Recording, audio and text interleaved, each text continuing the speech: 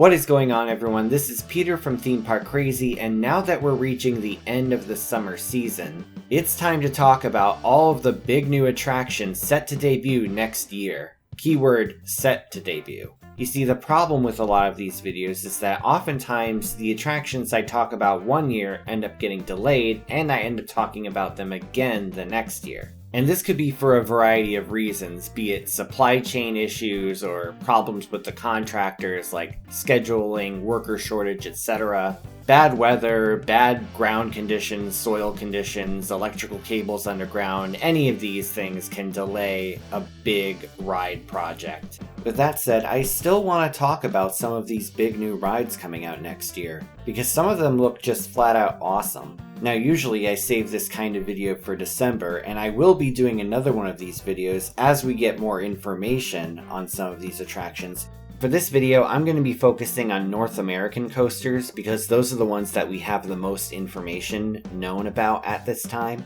And for all I know, there could be other coasters opening too. Today, I want to talk about a fresh new batch of attractions for next year. And speaking of fresh, I want to take a minute to talk about this video's sponsor, HelloFresh. Now that summer's wrapping up, things are going to get a lot busier. And let's be honest, we'd all love to have some wholesome meals that can save us time and money. HelloFresh is a meal subscription service that brings the freshest ingredients straight to your door. Thankfully, HelloFresh has something for everyone. Each box is fully customizable to fit your tastes and needs with pre-portioned ingredients, so you only pay for what you need. Recently, I tried out the recipe for Cantina steak fajitas with the use of these helpful instructions. From the pico de gallo to the steak and pepper mix, everything came together perfectly. Best fajitas ever. HelloFresh is the perfect launch platform for your wellness journey. With over 50 dinner choices and even more market items, there's something to fuel any wholesome lifestyle. Plus, you can kickstart your day with free breakfast for life. HelloFresh agrees that breakfast is the most important meal of the day. You'll get a free breakfast item for every HelloFresh delivery as long as you're an active subscriber. Take for example these sweet and ultra flavorful peanut butter cherry waffles. Now that's one way to launch into a school day. Click the link in the description or use my code and get 10 free meals plus free breakfast for life. Thank you again to HelloFresh for sponsoring this video. With all that said, let's get into my top 10 anticipated coasters for 2025. At number 10, I have Fire Runner at Iowa's Lost Island theme park. This is going to be an RMC Raptor, which is a single rail coaster that we've seen quite a few of open recently. These are great, solid attractions. I love how you're able to have your own row, I love the openness of the seat, and I love how fast and smooth these coasters are. Now this one will be the typical Raptor layout that we've seen since the prototype opened. It'll have a dive loop, a cutback, and a corkscrew in that order. However, it will be 150 feet longer. I just can't really tell where they added that length into this layout. If you know, feel free to comment. That said, I don't really have much else to say about this ride because so far we only have one rendered image of it. And for the sake of variety and not having to use the same image over and over again, I'm going to move on to the next ride. Number 9 is Palindrome at Texas's Codaland. Now Codaland is an amusement park that is opening at the Circuit of the Americas, which is a racetrack in Austin, Texas. As for Palindrome, I've been talking about this ride since 2021 when they first unveiled it at IAAPA. First it was supposed to open in 2022, then 23, 24, and now I think it is actually going to open in 2025, and that's because they've actually started construction. And they've made some pretty great progress on it. This is going to be a Gerstlauer Infinity coaster with a shuttle layout. Now this means at one point of the ride it will actually go backwards through almost the entire course. I say almost because it actually has a vertical lift, and instead of going back down that lift, there's going to be a turntable towards the end so the train can enter the station forwards. This allows the park to save on space and get a thrilling ride for a much cheaper cost. This looks like a very inventive shuttle coaster, and I've been looking forward to seeing it open for quite some time. It's got a fast pace, some good twisting elements, and it looks like a fun little ride for this park. Now as for the other coaster opening there, I'll get to that one in a bit. But first, we have Flash Vertical Velocity at New Jersey Six Flags Great Adventure at number 8. Now this is one of those coasters that was supposed to open this year, And they actually did finish building the coaster itself. However, from what I've heard, they didn't finish building the infrastructure of the station. Now, I've talked about this coaster before, and I still think it looks like a fun attraction. It's not the biggest coaster ever, but the fact is that it's one of these newer Vekoma coasters that we really don't see that often in this country. A lot of the Vekomas here in the United States are the old SLCs, but in recent years, Vekoma has entered what I call the Benjamin Blumendahl era. Benjamin Blumendahl is a roller coaster designer who has built some truly astounding attractions. Now, Six Flags Great Adventure does have Kingda Ka, but it doesn't have a swing launch. So I feel this ride does add something new to the park's lineup. Now, there have been some issues with capacity since this ride will apparently only run one train, from what I know. And that is a valid criticism, especially because Six Flags Great Adventure gets pretty busy during the summer months. But with that said, I'm more than interested to check this one out, and I think it'll be a great addition to their lineup. It really is exciting to see Six Flags work with Vekoma in the Benjamin Blumendahl era. Now, speaking of manufacturers that Six Flags hasn't really worked with recently, we have Quantum Accelerator at Six Flags New England in Massachusetts. This time, it's going to be an Intamin family launch coaster, and I admit I'm pretty biased towards this one because it's been quite some time since Six Flags New England has got a big new coaster.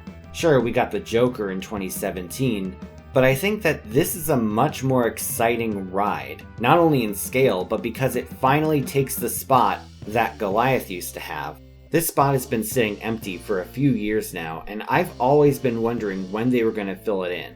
I was convinced for quite some time they were just going to make it a seating area for the nearby barbecue restaurant.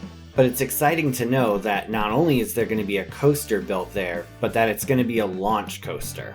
I know I've been wanting a launch coaster to come to this park for a while. And sure, this may not be the most thrilling launch coaster ever, but I've had so much fun riding these family launch coasters. There's something about the ride position, the straddle position, and how you're able to lean forward, hold onto the handlebars, and it feels like you're on a wave runner. It's just a cool, open feeling.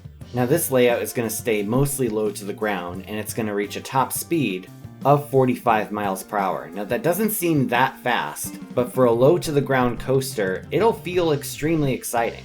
The layout itself is pretty compact, and the track kind of weaves in and around itself throughout the course, so I'm hoping there's going to be a lot of great near-miss moments. And again, there may not be any giant inversions, but the entertainment factor with this model is incredibly high. So next year, I'd love to drive up to Massachusetts and give this one a shot. Next up is the other roller coaster at Circuit of the Americas Codaland. It's Circuit Breaker. Now, this is going to be a tilt coaster model from Vekoma, and it's a ride model we haven't seen open since the early 2000s in Taiwan. That coaster, known as Gravity Max, you've probably seen in a bunch of viral top 10 coaster list videos. And indeed, it is an impressive coaster. And considering how just terrifying it looks to many people, I'm surprised we haven't seen more of these open.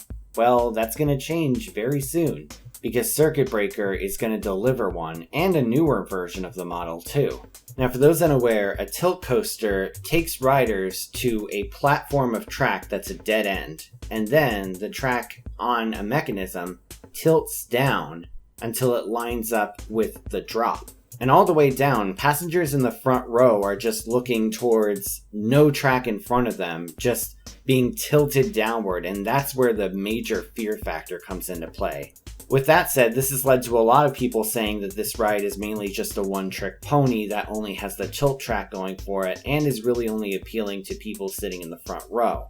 But with that said, Circuit Breaker looks like a fun ride on its own, even without the tilt track feature. It's got a 90-degree vertical drop, it's got a rollover camelback, a barrel roll down drop, an Immelman, and a barrel roll. So that's 4 inversions in addition to that tilt track. I'm fairly certain this ride is going to receive a lot of attention once it opens, just because of how viral Gravity Max has gone. And again, it's exciting to see Vekoma really branch out into the United States with some new coasters. So whenever I get the chance to go down to Austin, I'll definitely be visiting this park. At number 5, we have the long-awaited replacement to the defunct Volcano the Blast coaster at Virginia's King's Dominion. This ride, as speculated early on, is going to be a B&M wing coaster named Rapterra. Not only a B&M wing coaster, but a launched B&M wing coaster. Now this is going to be the tallest, fastest, and longest launched B&M wing coaster ever built. And sure, there are only 2 other launch B&M wing coasters out there, but this one looks especially interesting. This is part of their big re-theme plan where they took the old Safari Village area of the park and turned it into a new section called Jungle Expedition. Now, they're finally going to be filling in the space left by the defunct Volcano the Blast coaster. And people have been waiting on this for a long time. I have to say that this new coaster, at least in the renderings, looks beautiful. The way it's surrounded by trees, the way it weaves above the paths, the color of the track, everything just looks stunning. It will have 3 inversions, a dive loop, a corkscrew, and a heartline roll. Now with wing coasters, a lot of people have mixed opinions on them. Some people say they're not as forceful as other coasters, and I will agree it doesn't look as forceful as Volcano did, but I think this is a beyond solid addition. And the reason being is because, in my opinion, wing coasters have a very unique feel to them. There's something about being on the side of the track, all the while you're navigating these inversions. It just feels different from most coasters, in a good way. It may not be super intense, but the entertainment factor and the surreal factor is extremely high. Rapterra will give King's Dominion a fresh attraction like nothing else they have, and it'll make Jungle Expedition look a lot better. They'll finally get to use Volcano's old station so it won't be sitting there abandoned, and that's always a plus. So all in all, I'm really looking forward to Rapterra and returning to King's Dominion. I haven't been there in a while. Starting off the top 4 is Wrath of Rakshasa at Six Flags Great America in Illinois. This one really caught me off guard. Now we've recently seen Six Flags open up Dr. Diabolical's Cliffhanger at Six Flags Fiesta Texas. And at the time, that was the steepest B&M dive coaster ever built at 95 degrees. Now usually B&M dive coasters are 90 degrees, but recently we've been seeing parks kind of push that. This year, Iron Menace at Dorney Park opened and that too was 95 degrees. But now, we get a dive coaster that's 96 degrees. You gotta get that marketing somehow. But besides that, this looks like a solid dive coaster, probably one of the best out there, completely custom layout and 5 inversions. That's more than any other B&M dive coaster. It'll have an Immelman, a dive loop, a 0G roll, a corkscrew, and a barrel roll. I know that a lot of people consider dive coasters to be one-trick ponies because of their main emphasis on the first drop, but let's be honest, this looks like a great layout with a lot of variety to it. Now this coaster is going to be built in the former spot of the Buccaneer Battle water ride, a ride that a lot of kids liked, but from what I've heard, didn't really excite many other people. This coaster, on the other hand, is exciting. Great looking dive coaster with a unique layout. Now for number 3, we're heading up north across the border to Canada's Wonderland.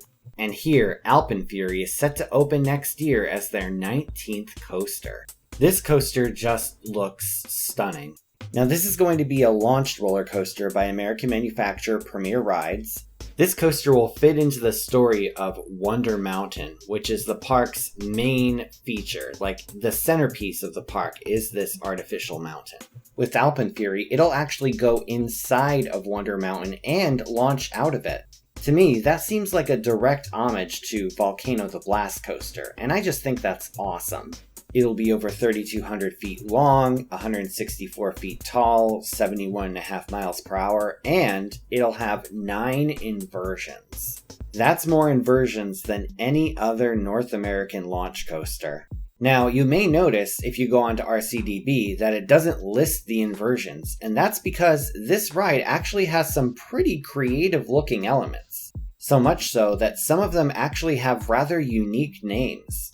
These include the Fire Serpent Roll, the Sky Flyer Loop, and the Ice Winder Roll. Now those are some pretty crazy names. All of which in this beautiful Arctic colored track. This is definitely an ambitious coaster for Canada's Wonderland, and I was certainly caught off guard when I first heard about it.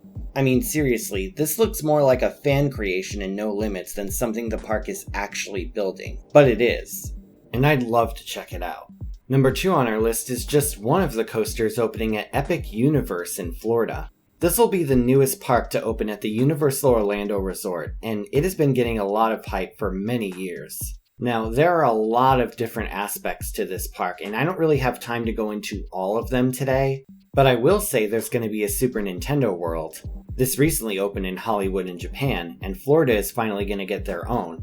In addition to the Mario Kart Dark Ride, we're also going to be getting our own Donkey Kong coaster. More specifically, Donkey Kong Minecart Madness. Now, there have been no POVs of the full ride experience as to not spoil anything, but we have seen this coaster testing, and it looks fascinating. Now, I've been following this prototype for quite a few years, and the way it works is that there's kind of like a faux track on top that the train is directly above, or rather the ride vehicles are directly above. Then there's like a boom arm that kind of attaches the ride vehicle to another track below the faux track that it's directly above. And this allows the illusion of the ride jumping the track, which is a big part of the Donkey Kong games. I'm really looking forward to how this rides. I'm really curious about what it looks like when you're actually on the coaster. And I'm wondering what the exact story will be. I know there's going to be some indoor portions too that will feature the Donkey Kong characters, so I'm really curious about those. And overall, there's a lot I don't know about this ride, but the fact that we're seeing it testing is extremely exciting. Now that's not all for Epic Universe, because number 1 is Stardust Racers, and oh my god, this looks epic. This coaster will be manufactured by Mock Rides, and it will be the first Mock Rides hypercoaster to open in the United States. It's going to be dual-tracked, so it will have 2 different ride experiences. And these won't be the same exact layouts either. One of the tracks has a barrel roll down drop, and the other has a 0G roll. And the way the tracks interact with each other, it's kind of like a bigger scale Twisted Colossus, without the quasi-Mobius feature, of course. Honestly, ever since I've heard about this coaster a few years ago, I've been hugely looking forward to talking about it, and I'm so friggin' excited to see it open. I mean, to put it quite frankly, I just love giant airtime hills, and this ride has plenty of them. If you want airtime, this looks like the ride for you. Add in some onboard sound and some beautiful looking theming, and you've got what quite possibly will be one of the most memorable coasters in all of Florida. I'm definitely looking forward to making a top 10 Florida coasters list. Hell, maybe it'll be a top 20. With that said, that was my top 10. I hope you all enjoyed it, and stay tuned for later this year for a more expansive video looking at all of the different attractions coming out in 2025. Well, at least all of the ones that I'll have enough information on by then. Now it's time for the comment shoutout program. This is where I take 5 random comments from my previous video and read them out. These comments come from my video on Luigi's Flying Tires. Jack's Cat says, I remember riding this. I had a Disney pass at the time, and although we'd always come to this section of the park, I think I rode this ride probably only 2 times. Every time it was such a boring experience, but it did feel nice to cool off in, as you could feel some of the air, lol. Ink Iron and Rum says, this attraction is so lame. Who is responsible for greenlighting this ridiculousness? The Pirate Princess 23 says, I was able to ride Luigi's Flying Tires twice during its short run at the park. It was fun once you got the hang of controlling your tire. Never in my life have I ever been on a ride with a high learning curve. Aaron Ocho A. Fernandez 2726 says, I was there on opening day. Radiator Springs Racers was packed, but I was lucky enough to do this and the still standing Mater's Junkyard Jamboree. And Whatlander says, tiresome is the last thing you'd want your ride to be. If you want to see your words in my next video, leave a comment down below and it may be selected. Please note though that inflammatory or spam comments will not be read. Now before we wrap things up, I want to give a special shout out to my newest Patreon supporters. Verbal shoutouts start at the Hyper tier, and if you're interested in supporting me on Patreon, I put a link in the description. Here's a special shout out to Dylan Durant, James Gesvain, and Martin S. Thank you all so much. Your support is crucial to the future of this channel. Thank you all so much, and if you want to support me on Patreon, you can do so once again at the link in the description. Thanks for watching, everyone. Feel free to like, share, and subscribe. You can follow me on social media on Instagram and Facebook, or you can check out my website at themeparkcrazy.com. And I'm on TikTok. This is Theme Park Crazy, and I'll see you all next time.